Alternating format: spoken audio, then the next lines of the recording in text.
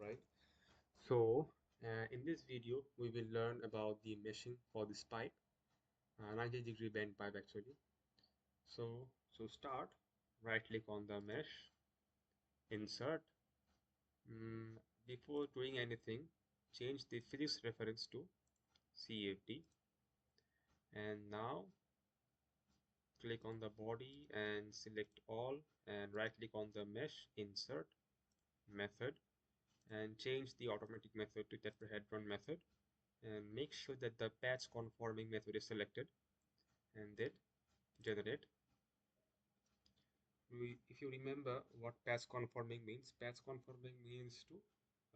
maintain the whole geometry while meshing, so that the geometry doesn't get ruptured while meshing. Then our next step is to create a special sizing for the surfaces that are concentrated for the flow, and in this case the inlet, the bent surface, and the outlet of the pipe is a very concentrated part for the fluid. So choose face and select this face, control this face, and control this face. Right click on the mesh, insert, sizing, and element size, give it to 0.0007, a very fine mesh, a very fine scale actually. Generate.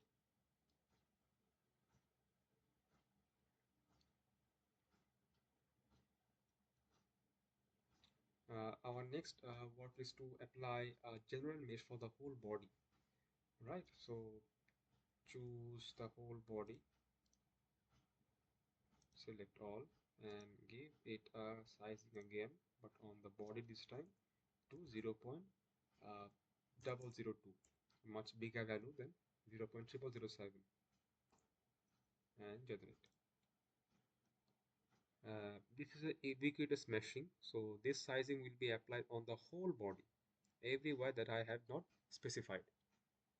The specified parts are this bend surface and an outlet in the previous step.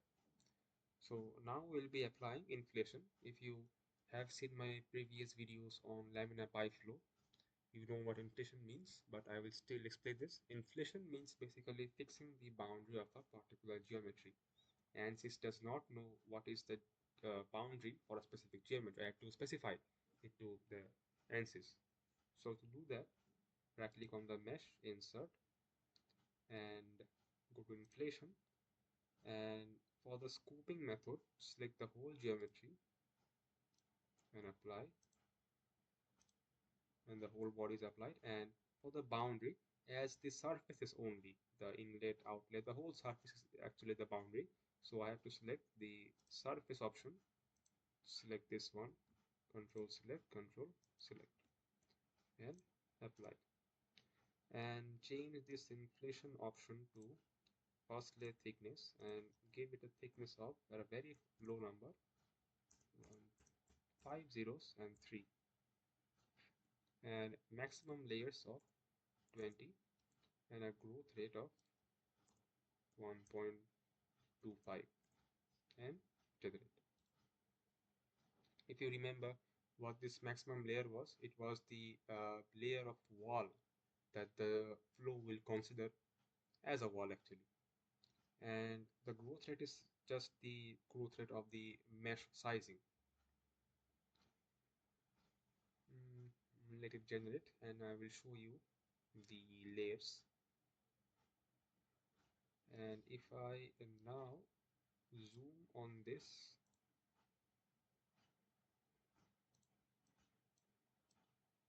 you can see these are the layers I was talking about. So there are 20 layers here. You can count, see. So whatever. Now let's move on to our next step. Now if you see actually, the bend surface here has deformed a bit. You can actually see it if you close it enough. So I have to fix this. So to do that, we will set a sphere of influence around this bend shape. So to do that, I have to first fix a coordinate system, because a sphere would need a center. So to do that, right click on the coordinate system, insert coordinate system, and select the edge and select this edge and apply. If the x is 0, then you don't have to change the coordinates, and go for another coordinate system, and this time select this edge and apply. If you see the y as some value, change it to 0. To do that, go to and change the global coordinates and change y to 0, enter. And the two coordinate systems have been set that will be acting as a center for the sphere of influence. So now let's go to the meshing, insert sizing again, and for this geometry part, select the whole body, select all, and apply, and change the element size type to sphere of influence. And now choose center as as I said before, the coordinate system that is newly made, and give it a sphere radius of 0.02. It is just, I'm just testing it. If it is large enough to cover the half surface of the bend, it will be okay. And element size, give it the 0.0007, the same mesh sizing that I had applied on the faces. So the sphere is large enough to cover the more than half of the bent surface, bent body actually. So generate now.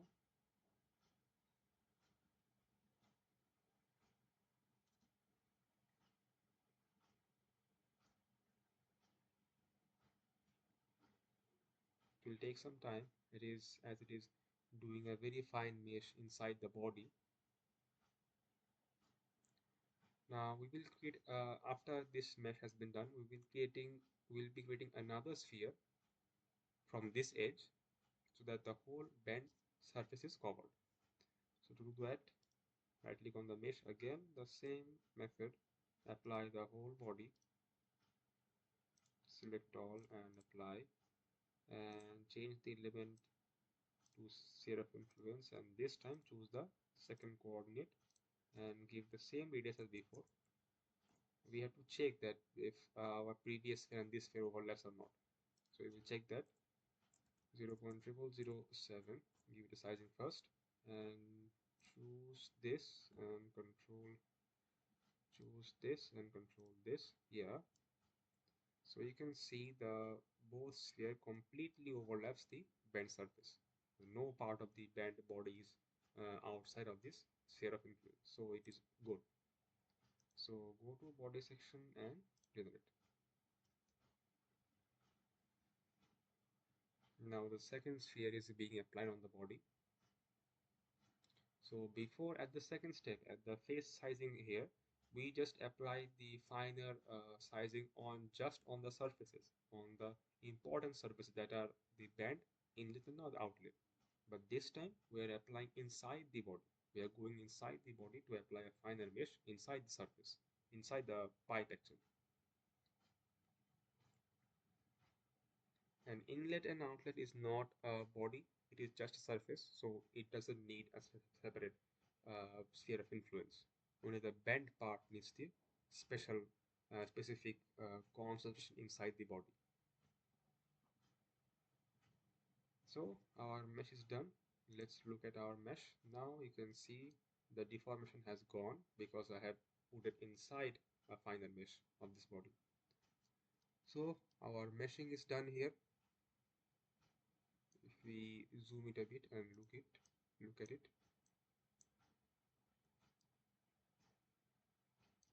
Okay,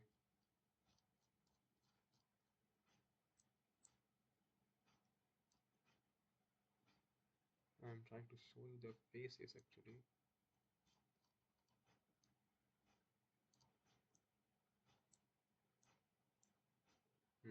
Perfect.